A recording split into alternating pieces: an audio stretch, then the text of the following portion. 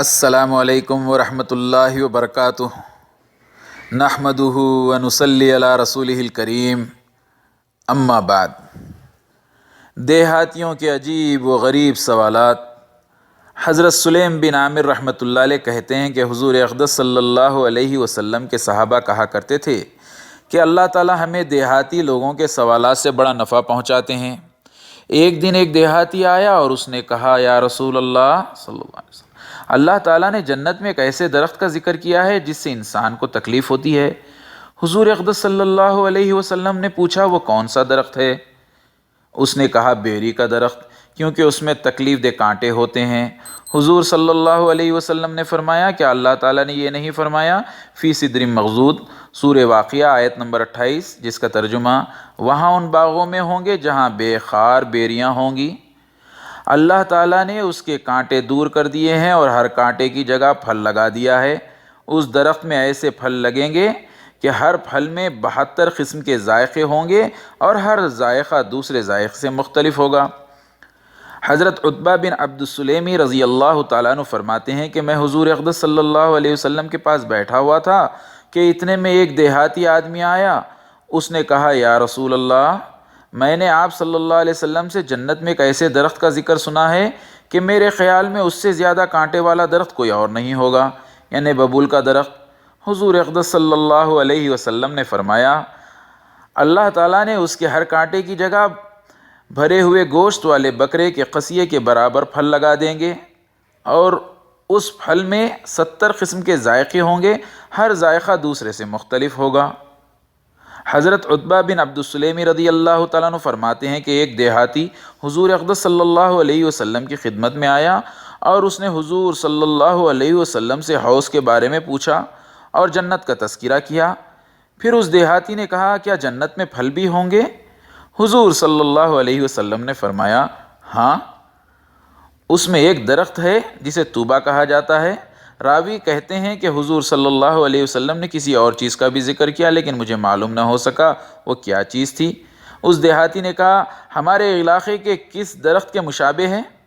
حضور اکرم صلی اللہ علیہ وسلم نے فرمایا، تمہارے علاقے کے کسی درخت کے مشابہ نہیں۔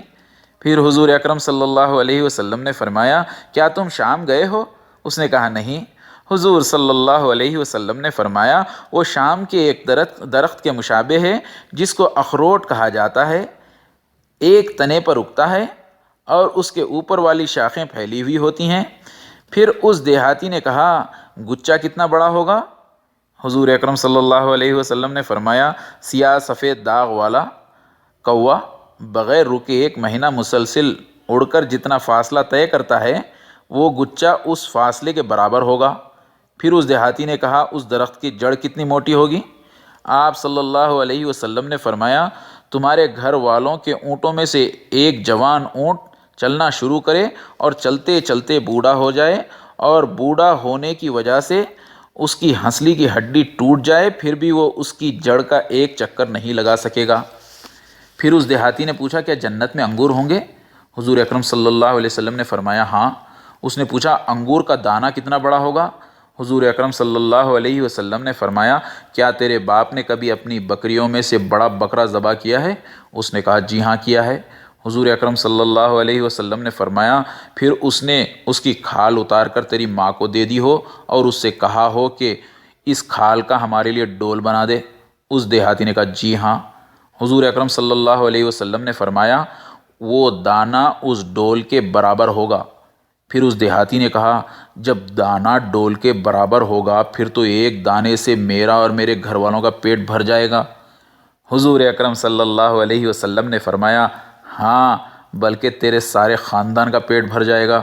حیات الصحابہ جلد 3 صفحہ نمبر 66-67۔ حضرت ابو ہریرہ رضی اللہ تعالیٰ عنہ فرماتے ہیں کہ ایک دیہاتی نے آ کر نبی کریم صلی اللہ علیہ وسلم کی خدمت میں عرض کیا، یا رسول اللہ صلی اللہ علیہ وسلم، قیامت کے دن مخلوق کا حساب کون لے گا؟ حضور صلی اللہ علیہ وسلم نے فرمایا، اللہ تعالیٰ۔ اس دیہاتی نے کہا، رب کعبہ کی قسم، پھر ہم نجات پا گئے۔ حضور اکرم صلی اللہ علیہ وسلم نے فرمایا، اے دیہاتی، کیسے؟ اس نے کہا کیونکہ کریم ذات جب کسی پر قابو پا لیتی ہے تو معاف کر دیتی ہے۔ حیات الصحابہ جلد 3 صفحہ نمبر 41۔ اللہ سبحانہ تعالیٰ سے دعا ہے کہ اللہ رب العزت اپنی کریمی کے صدقے، اپنے اسم اعظم کے طفیل و صدقے تمام مسلمانوں کے گناہ صغیرہ اور کبیرہ کو معاف فرمائے۔ اللہ پاک تمام مسلمانوں کی مغفرت فرمائے، تمام مسلمانوں کو اللہ اپنے فضل سے ہدایت عطا فرمائے، اور مرتے وقت میں کلمہ لا الہ الا اللہ محمد رسول اللہ پڑھنا نصیب فرمائے۔ رسول اکرم صلی اللہ علیہ وسلم کے پڑوس میں جنت الفردوس میں اللہ تمام مسلمانوں کو جگہ نصیب فرمائے۔ آمین صلی اللہ علیہ وسلم۔ وآخر دعوانا الحمد للہ رب العالمین۔